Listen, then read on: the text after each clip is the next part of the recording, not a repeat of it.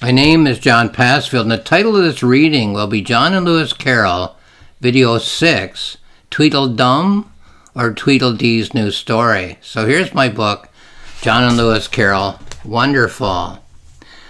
John is in his backyard and a door opens up, a door that has not been in the grass of the backyard up until this moment. So here's a summary on the back cover. As John the writer sits beside his pond, polishing a chapter of his new book, a door opens up in the grass, and the characters from Alice in Wonderland and Alice Through the Looking Glass peer up at him from the darkness. John tumbles down through a hole in the ground to Wonderland, where the characters are busy rehearsing scenes for a third Alice book, which they hope John will persuade their author to write.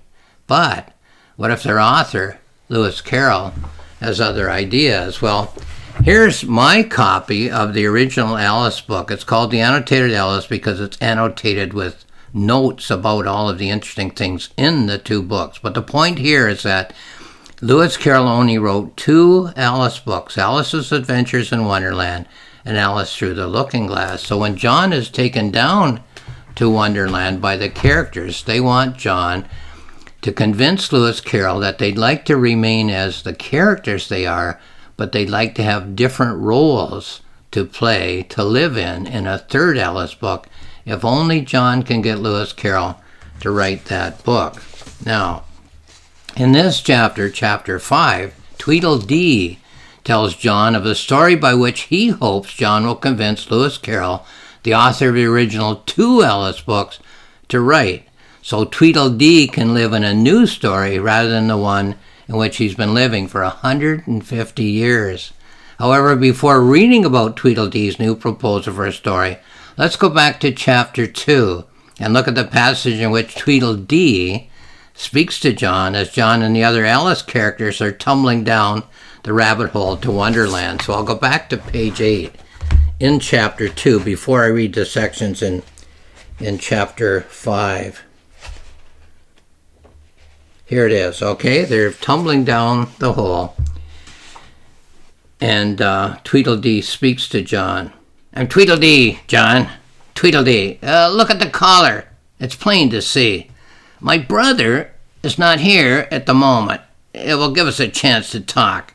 This concerns him. Of course it concerns him. We're always together, of course. But I have an idea for the next Alice book, John. For Tweedledum and for Tweedledee. That's quite a radical twist, John. What I would call an extreme departure with which my brother might not agree. So I think it's best if you hear this idea exclusively from me. See my name right here in my collar, John? Tweedledee. Okay, so that's what Tweedledee tells John as they're tumbling down the rabbit hole in chapter 2. Let's go to chapter 5. And this section starts on page 29 in chapter 5, in which Tweedledee takes John aside and tells him the story he'd like to be in if a third Alice book is written, rather than the story he's in the first two Alice books. I find myself standing with Tweedledum, or is it Tweedledee? Tweedledee, John. Tweedledee. See my collar? Keep your eyes on my collar and you'll never be confused. Look, I'm standing beside my brother. We both wear collars, you see? Alice is talking to the two of us. We go through the same idle chatter as before. I stand beside him as the brothers and Alice enact the scene. The two brothers are being ready for battle by Alice the character. Pots and pans, umbrella and sword, and some other things. Then he plunges into the scene. Tweedledee, I believe he is. I'm pulled into the scene right after him. He slides into his waiting self, and the story begins. And so a couple of pages of imagery that comment on this story. And then we go on to the second scene of the story of John and Tweedledee. The battle goes on for a while, and then he slides back out of himself. I stand beside Tweedledum. No, wait. For sure it's Tweedledee. And we watch the scene. The same battle as before, John. Be sure to remember, I'm Tweedle Dee. Look at the collar, John, the collar. Stay alert. I'm always me. The same battle, John, till this moment, as you will see. I dodged the umbrella. I dodged the sword. I hear a loud croaking over our heads. A huge crow is sitting above the battle on a branch and watching as the brothers bash and flail. Now watch what happens, John, says Tweedledee, and he flies up onto the branch and slides into the body of the crow. I can hardly believe this has happened, but sure enough, he's being transposed. The eye that looks at me as he croaks is Tweedledum. No, wait a minute. The crow does not have a collar, but I'm sure that's Tweedledee. At any rate, one of the brothers has become the crow. And then a few more pages of imagery that comment on these scenes, and then we go to the third scene with John and Tweedledee. I fly down as I do in the verse, John, croaks the crow as he flaps his wings. Below him, the brothers hack with umbrella and sword. Then I peck out my brother's eyes, John. I pierce my brother's chest. I peck my brother to death, croaks Tweedledee. I watch as the crow and the brothers enact the scene. Then here comes the climax, John, the grand finale, the fireworks event, the startling achievement, the sparkling moment, superb and supreme. My brother, Tweedledum, look at his collar, John, is now dead, and I am now the master of the scene, for I am the crow, you see, and I'm also, John, myself, Tweedledee. So the two of us are one, John. I'm the crow, John. I'm also, as you have witnessed, stay alert, I'm almost done, Tweedledee. Rack your brain, John. Try to interpret. Let these images speak to you. Even a child could read this story and know what I mean. No more contraries in my life, John. No more conflict. No more strife.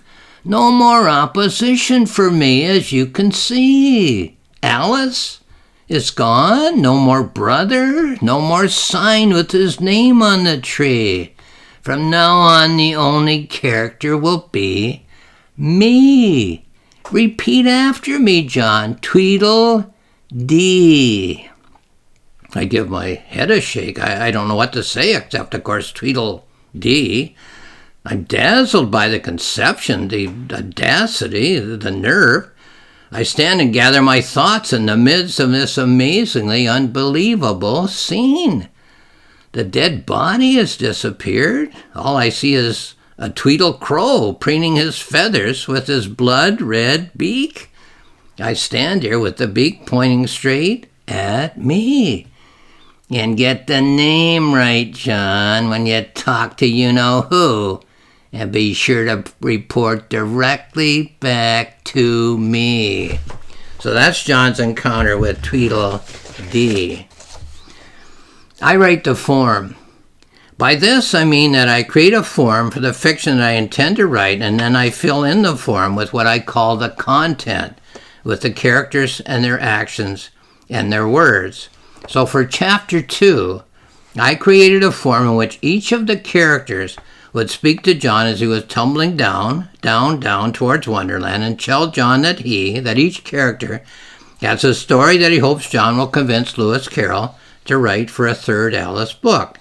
Here are some examples of writing to form in this book, John and Lewis Carroll.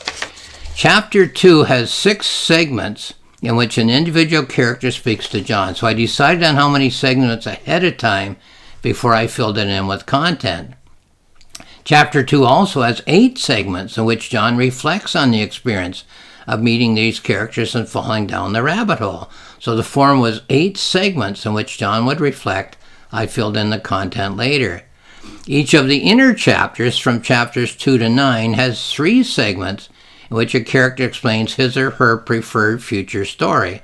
So I decided there would be 3 segments of story by a character ahead of time, And then I wrote the 3 segments, Tweedledee segments in this chapter afterwards. I added the content afterwards.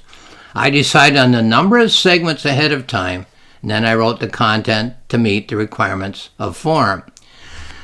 Now, for my overall form, that is my novella form, that was my chapter form. My novella form, here are some details. An example of a form for my novella form is this. There are 2 chapters about a story, chapter 1 and chapter 10, in which John is leading a normal life. That form is true for all my novellas. There is 1 chapter, chapter 2, in which John is introduced to a very strange situation. That form's true for all my novellas. There are 8 chapters from chapters 2 to 9 in which John encounters various aspects of that strange situation. So that form's true for all my novellas. This has been my form for all my novellas since the second one, John and Cassandra. Fair is fair. So I'm going to hold that up for a second. This was my second novella, the novella in which I figured out what would be my novella form for all future novellas, and it is held firm. So John and Cassandra, fair is fair. As the author of these novellas, I would make the claim that I get all the benefits of writing to form and suffer none of the drawbacks of writing to form. It is my contention that even though a person might know that this form is the very same form for every one of my novellas since my second one, and the novella is now number 9, a reader would not feel that these stories are being presented in a mechanical fashion. As a reader, I feel a sense of spontaneity as John goes through what to him are such baffling, mysterious, and unpredictable experiences.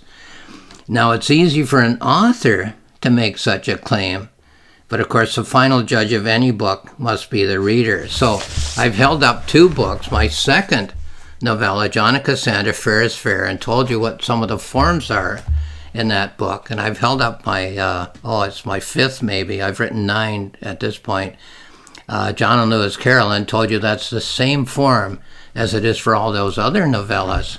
So what I'm saying is I think there's tremendous variety there, and I don't think a reader would say it's the same book being written. So all I can do is invite readers to read those novellas and decide whether I'm getting away with it or not, whether I'm writing novellas that seem to have tremendous variety and don't have, or whether I'm writing novellas that have tremendous variety despite the fact that the form is the same for every novella. Lastly, I'll just say thank you for watching this video.